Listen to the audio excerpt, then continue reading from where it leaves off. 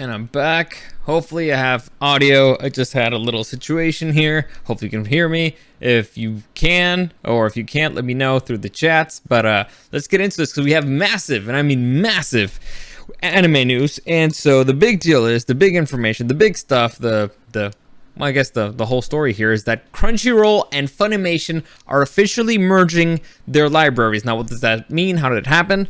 Let's break it down, because this is extremely awesome if you're an anime guy. So let's break it down. Welcome to the newest episode of SDW. Super Dario World!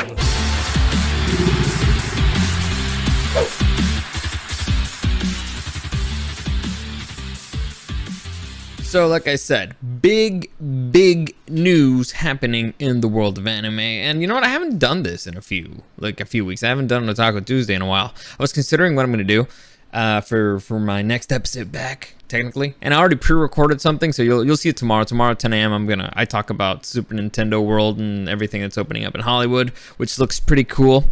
But right now, let's focus on Crunchyroll and Funimation. Actually, let me put this one up here. So this is massive news, guys. This is very important. I know a lot of people, you might not care, but this is actually a pretty big deal, especially for for customers, for people who want to watch anime over here, because there's two big names in town, and the big name in America is Crunchyroll and Funimation. Those were the two big heavy hitters, and so them merging together is phenomenal. This is great for customers because it saves us a buttload of money. Let me see. Marco0430. I had an annual subscription to Funimation, and getting it converted to Crunchyroll was a nightmare. Their customer service is getting bombarded. Mob Nasty, saludos, my dog, Dario. Yeah, I can imagine. I can imagine their few million subscribers are in a panic right now. But here's the thing. Actually, I'm pretty happy right now because I was considering getting Funimation. So as you guys know, and he usually joins me here, my kid brother Eric, he's also into anime, and we usually do this podcast together. And I was talking to him like, hey dude, how about if you get Crunchyroll, because he already has an account, and by the way, if you get it in Mexico, it's cheaper. You can still use it over here, but if you get it in Mexico, it's way cheaper. And so it's like, oh, how about if you pay for that and I get Funimation, that way we'll have both.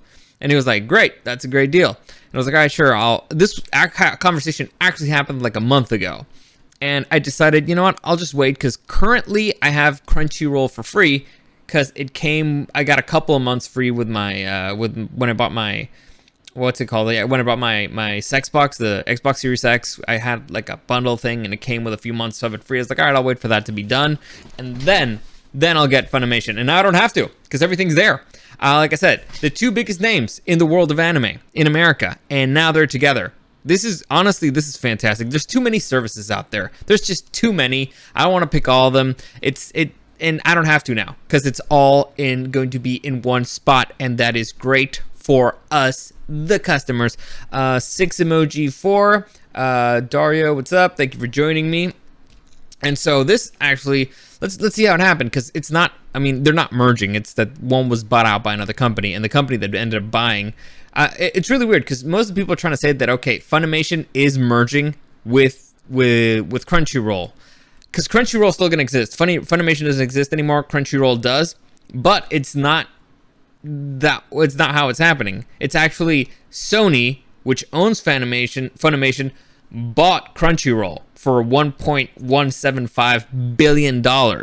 So this is a major consolidation of the anime industry. And you know how I've been talking for years that anime is going to keep getting bigger and bigger in the West, in the US, how it's going to get bigger and bigger and more important. Now, a company that it basically specialized in anime for streaming anime got sold for $1.1 billion.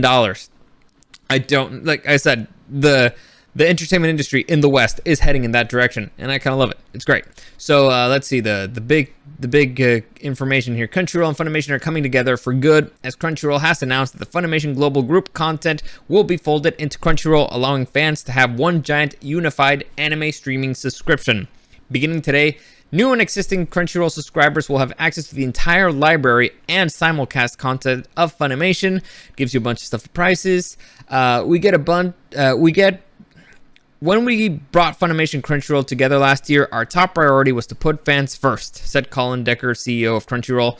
Unifying all our brands and service under the Crunchyroll brand globally enables us to offer more value than ever before as we combine subs, dubs, simulcasts, library, music, movies, manga, all into one subscription. The new Crunchyroll is the realization of a dream, and we're grateful to the creators of anime and the millions of fans who have joined us in making the community what it is today. So, it's official. It already started. This is a lot of bang for your buck. There's a lot of content up there. A lot. Phenomenal. And to just add a little bit to the news related to that, so that's the big news. Again, Sony buying it, and basically the customers getting all the perks here. But there's also other news that happened earlier in the year, and I guess I'm just going to cover it now real quick. So Crunchyroll announced, or Nintendo, I say, should announce that you will be finally able to use the Crunchyroll app in the Nintendo Switch, which is, again, it wasn't as big of a deal on February. Now it's a big deal because it's Crunchyroll and Funimation. It's a bigger library. And also, fuck you, Nintendo. Nintendo has this very annoying habit of just not giving people what they want. And for some reason, the Switch only allowed you to use YouTube for a very long time. Now, I guess it's YouTube and Crunchyroll, so it's something. But it's got a very, oh, and Hulu now. I'm sorry. I apologize. My kid brother here corrected me. But they have this very nasty habit of just, saying like, you know what, fuck you. We ain't doing what well, how would it be like, fuck you, I won't do what you tell me.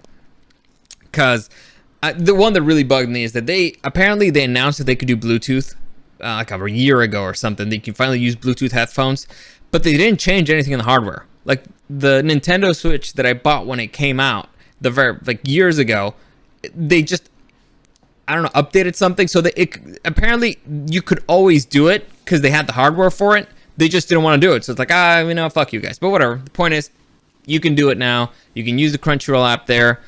Big library of stuff, big library of content. Enjoy. Marco0430, are you going to see Jujutsu Kaisen movie? Yes, I will. And I guess I could talk about that particular piece of news now.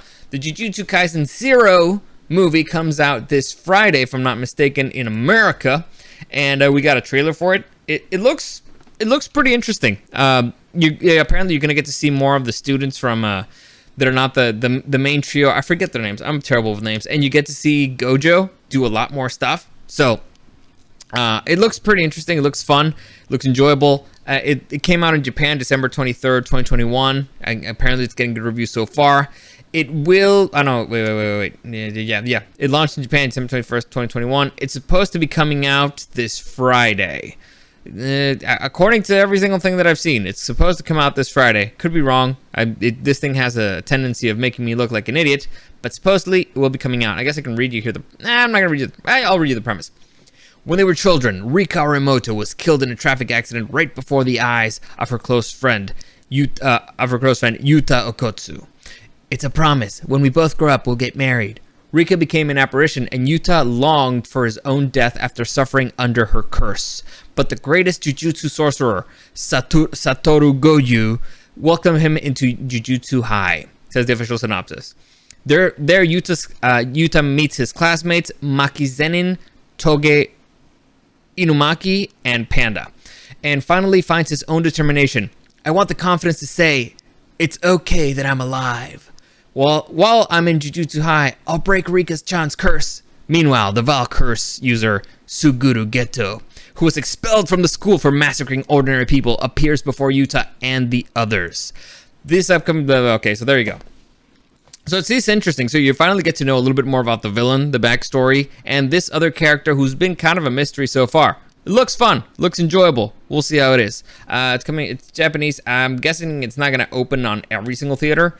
Though it should, because if you guys remember, the Demon Slayer movie made quite a bit of money worldwide and quite a bit of money in the America. So I would not be surprised if this movie makes just as much money, or maybe even more. Because again, Demon Slayer came out during a pandemic, so this movie should be a hit. It should be a hit. Although it is going up against the Batman. We'll see how it goes. Next, so still sticking on returning to the Crunchyroll bandwagon, returning to the Crunchyroll stuff that we're talking about, Dragon Ball Z, and Dragon Ball GT are going to be available in Crunchyroll's library. They've been added to it. Now, this has been an issue for a lot of people. They're like, where can I watch Dragon Ball? And actually, it's more of an issue of younger generations. They don't know where to find Dragon Ball. They didn't get to see Dragon Ball while it's on the air. Particularly Dragon Ball, more than Z, more than GT, more than anything. They're like, oh, well, where can I watch it?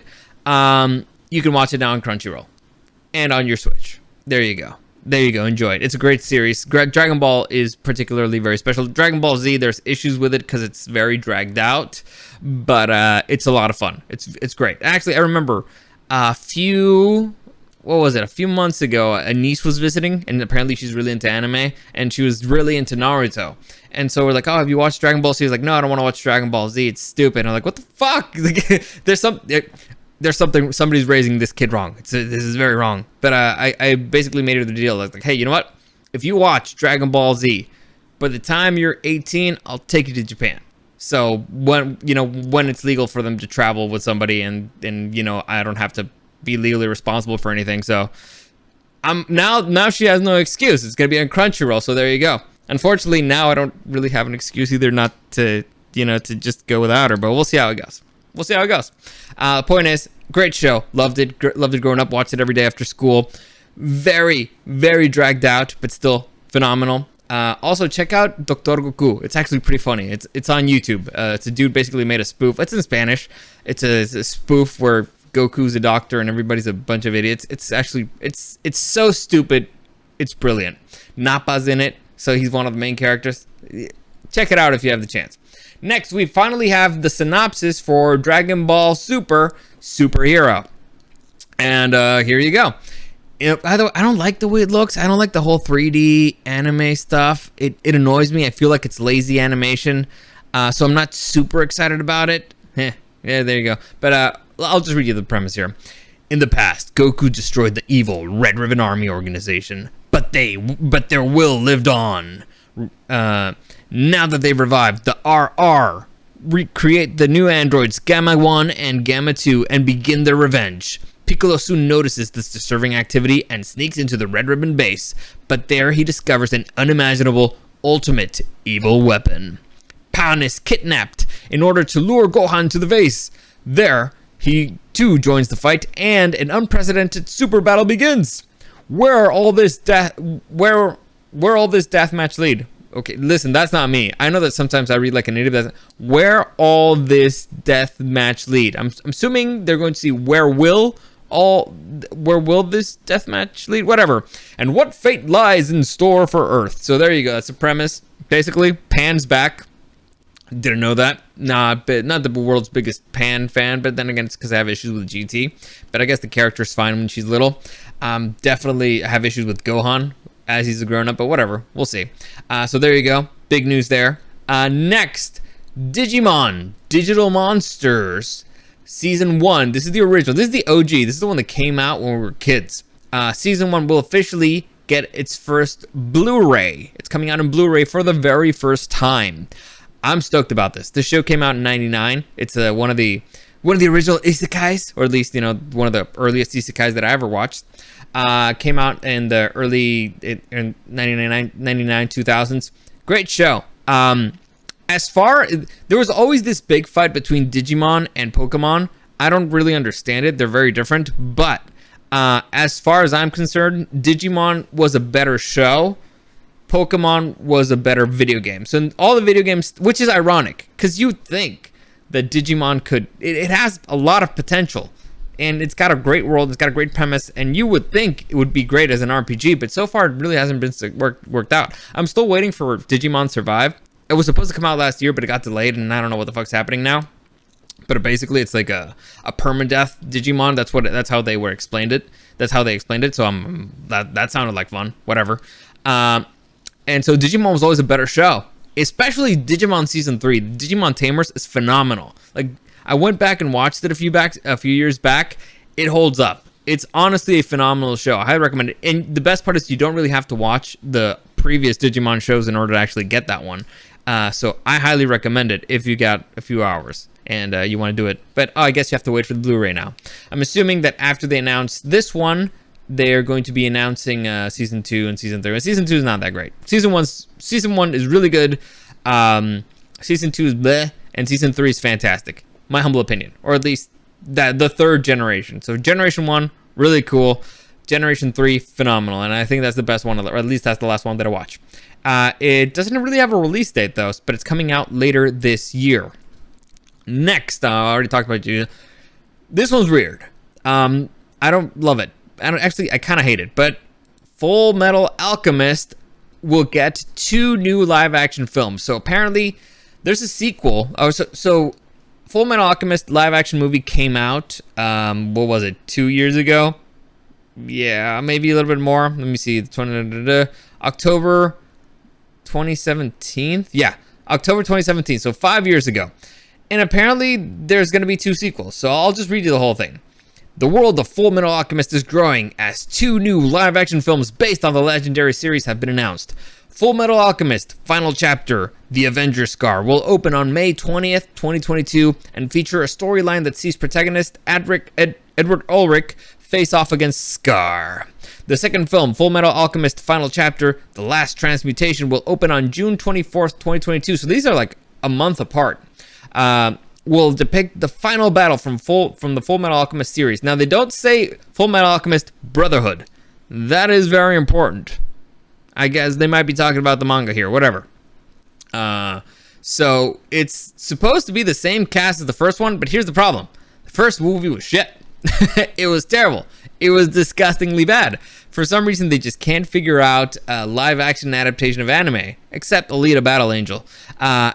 Overall, it was shit. So, okay. I mean, do whatever you want. Whatever. It's your fucking money. But in case you cared, there you go.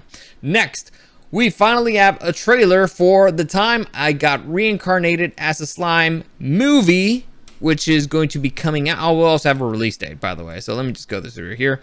Or release window, to be more specific. The upcoming That Time I Got Reincarnated as a Slime movie, blah, blah, blah, gets release date. Let me just see where it is right here. Supposed to be, it'll arrive in Japanese theaters in November 2022, according to the trailer, so it should come out a few weeks afterwards. Now, I have issues with the show. I've watched it. What was it? Let me just make this smaller. There you go. It's a little bit better. All right, so I watched it a couple weeks ago, the whole thing, both seasons. Didn't love it. In fact, I could probably do a whole review of it. You know what I'll save it for whole review. I didn't love it. Let's say I didn't love it. Probably my next Otako Tuesday will be a review of That Time I Got Reincarnated Slime. But basically, for those of you who don't know, it's an isekai. A guy dies in our world, and he is reincarnated as a slime in another world. So there you go. That's the premise. The movie's coming out. The movie looks interesting. They didn't really give us a summary, but from the trailer you can tell there's characters that look very similar to the ones that the main character hangs out with, and we'll see how it goes. Again, I'll probably do a whole thing about That Time I was reincarnated as a slime. That time I got reincarnated as a slime. On my next Otako Tuesday. Next, I'm quitting heroing.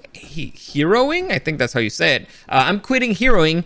Sentai acquires the rights for the upcoming fantasy anime. So this one actually looks pretty interesting. Let me just give you a quick premise here. After saving the world, the strongest hero, Leo, became someone who is not wanted in the peaceful human world because he was too strong.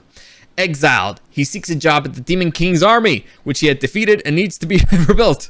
The army had many problems, too much work, financial troubles, etc. Leo starts to make things better using his powers. Leo encounters Echidna again and asks her why she invaded the human world. There was an unexpected story behind it. So again, the premise sounds interesting enough. It sounds like fun enough. It sounds like one of those silly shows that you can just binge watch and not take seriously at all. But we'll see how it goes. Like I said, I just read that because honestly, it sounded interesting. It sounded fun to me. Next, I forgot to get an image for this one. Let me open it up. Kaguyasama Season 3 gets a release date. For those of you who don't know, Kaguyasama is also known as Love is War. And I could not recommend this anime enough. I'm actually in the middle of watching Season 2. It is phenomenal. Let me just give you the premise here. Basically, it's a high school drama, but it's a comedy. And here's the thing.